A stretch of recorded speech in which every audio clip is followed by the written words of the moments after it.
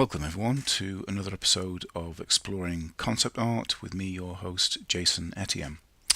So in this session, I'm going to be narrating over the top of a previous video that I did about designing an alien tribe. I've been meaning to do this for quite a while, and I had a prompt from a follower on YouTube, and I've got a bit of time. It's the Christmas holidays, so I've got a bit of time, and I'm going to do that right now. So without further ado, let's get to it.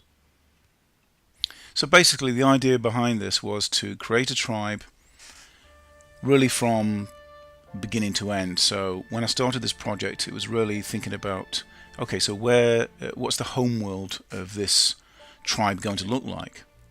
So I'm not even starting with a tribe. I'm thinking, okay, so what's it look like? Is it, can life be sustained on there? Does it have breathable, air, or is it a mixture of different kind of gases? What's the terrain like? So is it mountainous? Is it like sort of a desert? Is it subaquatic, or is it more like a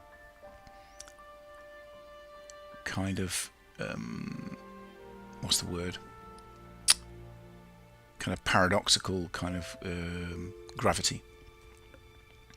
So all these things I was kind of exploring, because that really determines, the look, the shape of the life that's going to be there, right? So all, that's what happens with all life.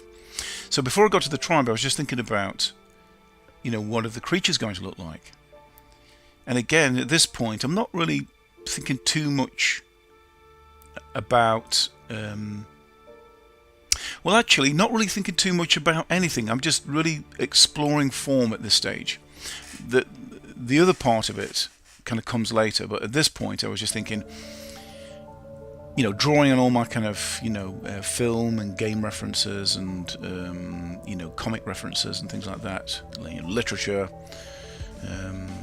things like that, graphic novels. And I'm thinking, okay, so, what could some of these things look like? So really at this stage, I'm just having fun. I'm exploring all kinds of, tentacled creatures, cat-like creatures with 3 eyes, strange insects, and just working back and forth and thinking about trees. Maybe the trees are kind of alive. They're almost like a kind of self-aware kind of creatures and things like that. So I'm just really, in this stage, I'm just kind of flitting back and forth, playing around with forms, what would they look like. Ultimately, when you're creating anything, like whether it's for a film or a game, you're creating. Think about something like Avatar. There's a kind of a unifying theme with, like, using Avatar as an example. There's a unifying theme with all of the creatures there. They all have a certain look, if you remember. If you've not seen the film, certainly watch it. I imagine most of you have, but it's the same thing when you create an environment. It's like if they're all kind of breathing the same air, that's going to affect the look of them, to a certain extent. So it's your job as the sort of concept artist, the designer, to really think about this stuff. You're creating this world. It really is like, I heard the story about, I think it was with Tolkien. I might have mentioned this before in a previous video, but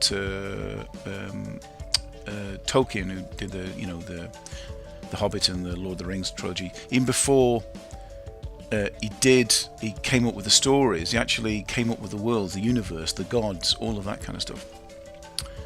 So eventually I get to the tribe, and the tribe again. So here we go. So I'm looking at all kinds of stuff, from the religion to their dress, to the not costumes, but their apparel, as it were, and also the structure. Most tribes are hierarchical structures. So you have the king at the top, then you have the king and the queen, sorry, and then you have like the priests and the advisors, and then you have the soldiers, and then you have the kind of people in the village, and all the functions that they have. So here I'm just sort of looking at everything from Egyptology to to Buddhism, to ancient kind of tribes, and looking at Celtic religions, Celtic tribes, African tribes, American Indian, South American, you name it. This is where you want to be drawing all your influences from. And then once I've kind of dealt with that, then I'm kind of looking at, okay, so then what are the tribes going to look like? And still at this stage, I'm not kind of nailing my colours to the mast, as it were. I'm just playing around with form, seeing what kind of shapes are kind of pleasing, so I'm going by all of that past kind of reference, past sketches, all that research, all the photographs. I'm drawing on that, and then reinterpreting it, synthesizing that, adapting it, but synthesizing it, but also evolving it. So you just, when I'm doing stuff like this, all I'm doing really is letting my imagination go. I'm not trying to kind of cling too much onto solidifying anything. So then I sort of got interested in, like, what are the faces going to look like, and this is where I sort of went into Sculptress. If you don't know much about Sculptress, it's made by Pixelogic, who do ZBrush. ZBrush, wonderful program. If you're not familiar with it, get familiar with it. It's just wonderful. But they do like a free version called Sculptress, and it doesn't have all the kind of bells and whistles that ZBrush has, but as a kind of big, for beginnings, or even you can still continue to work in it professionally. It's very, very good. So here I'm thinking, what do the faces look like, and I'm just experimenting. So that's all I'm doing at the moment. I'm not necessarily trying to be too specific about it. I'm just looking at, again, forms. What could these characters look like? I'm thinking humanoid, so I'm not thinking these things are going to be like sort of, jellyfish that are not kind of identifiable. I am deliberately anthropomorphizing them. I'm making them kind of look humanoid, and playing around. I think this third one I was playing around with here, that I think I choose that as the end result. I do go on to make another head after this, but I quite liked how this was kind of panning out, because I wanted something that kind of looked organic, but at the same time somehow kind of technological and possibly insect-like.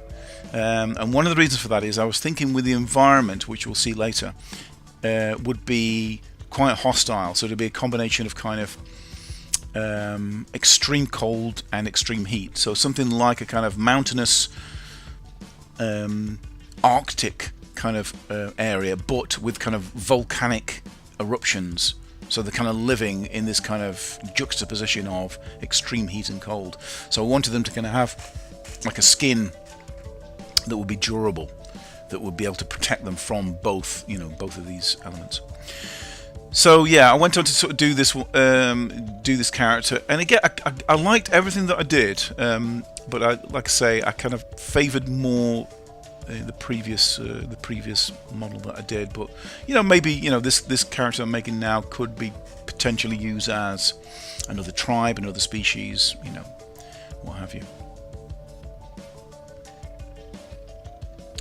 So here I am. I'm just sort of presenting it now in Photoshop, and you can see the different assortments of character heads. Again, I was happy with all of them, but I shone more towards this one, more than the rest. So I picked that one out, and then essentially what I did after I kind of made my decision is I picked the one on the sort of top right and put it into Photoshop and started working into it.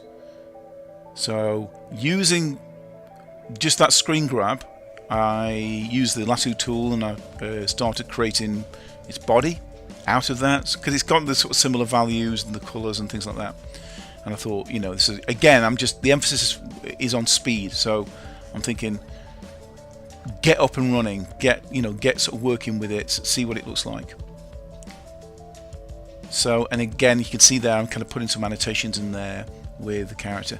So once I kind of decided on what it's going to look like, then I started thinking, okay, so what's the king going to look like? The king is probably going to be different. This kind of insect-like character is going to be slightly different, as well as the Queen, and they're going to have, you know, beautiful kind of markings, you know. So again, I'm drawing on the reference from the photos, you know, you got these kind of Indian, South American, African tribes, using that as a kind of measuring stick to then influence my designs with the tribe. Yeah, so there we've got, you know, a mixture of characters: the king and the queen, the shaman, the king's advisor, and the sort of the general. And here we've got you know, what they look like as children, as adults, and as elderly. So I kind of got like a measure of it then. And then I moved on to creating an environment, and I'm using Sculptress again with this. Now, I was going to create an entire environment with this, just using planes and sculpting into it. And I did arrive at an idea at this, but eventually, and you'll see a little bit later, I then moved on into Photoshop. I kind of abandoned this. But this was really good because it gave me an idea of the whole contrast, the juxtaposition of, you know, extreme cold, extreme heat. Yeah, so this kind of paradoxical almost environment of fire and ice.